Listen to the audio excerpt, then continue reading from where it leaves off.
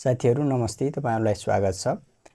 आज चाहिँ म यो राउटर नेटवर्क डिभाइसको बारेमा भन्न गइरहेको छु। यो भन्दा पहिला चाहिँ मैले यो हब र स्विचको बारेमा पनि भनिसकेको छु। आज चाहिँ यो राउटर भनेको के हो, राउटरका फाइदा के रहेका छन्, बेफाइदा के रहेका छन् भनेर भन्न गइरहेको छु। सुरु गरौँ। What is router? Router is a network device which work as a traffic controller.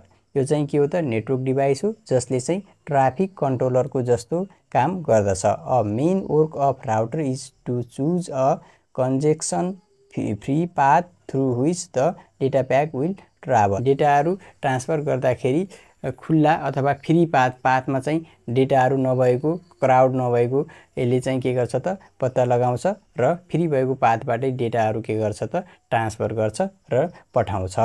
त्यसैगरी अर्को पोइन्ट रहेको छ, router receive data package from sender, analyse and forward those data package then give to receiver। यसले के गर्छ त भन्दा, राउटरले चाहिँ पहिला चाहिँ डेटा प्याकहरु सेन्डरबाट आफूसँग प्राप्त गर्छ र त्यो डेटालाई एनालाइज गर्छ। एनालाइज गर्ने भनेको के हो त भन्दा, यसले फ्री पाथहरु पत्ता लगाउँछ र फ्री पाथ पत्ता लगाइसकेपछि जुन पाथ चाहिँ खाली छ, जाम छैन, क्राउड छैन, त्योबाट चाहिँ त्यही पाथबाट चाहिँ रिसिभरलाई के गर्छ त, फरवर्ड गर्छ भनेको हो।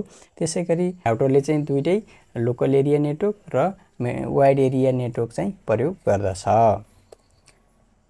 राउटरको फाइदा के रहेका छन् भने, it provide connection between two dissimilar type of network. यसले चाहिँ फरक नेटवर्कहरु बीच कनेक्सन गराउँदछ। It provide the connection between two dissimilar type of network. Transaction rate is very high. यसको ट्रान्ज्याक्सन रेट चाहिँ के छ त, हाई छ।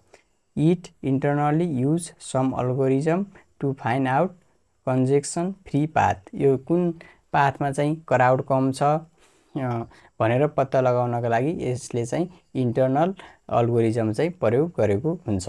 It provide wire or wireless facility.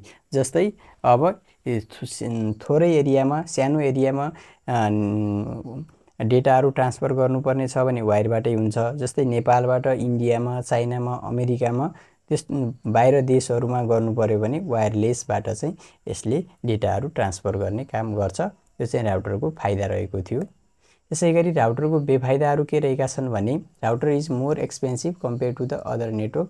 Router चाहिँ अरु नेटवर्कको तुलनामा यसको मूल्य चाहिँ अलि बढी नै हुन्छ, महँगो हुन्छ।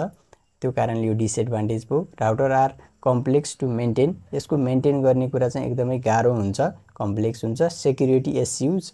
यो राउटरमा चाहिँ के हुन्छ भने, जस्तै नेपालबाट अमेरिकामा डेटाहरु ट्रान्सफर गर्नुपर्ने छ भने त्यस्तो अवस्थामा बीचमै के हुन सक्छ त, ह्याकरहरुले ह्याक गर्न सक्ने सम्भावना हुन्छ।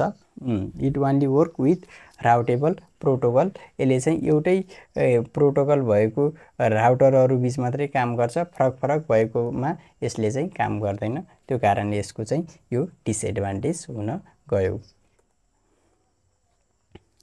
साथीहरु, यो थियो राउटरको बारेमा, यसको फाइदा बेफाइदा र राउटर भनेको के हो भनेर सम्पूर्ण जानकारी। अहिलेसम्म यो भिडियो हेरिदिनु भएकोमा तपाईहरुलाई धन्यवाद छ।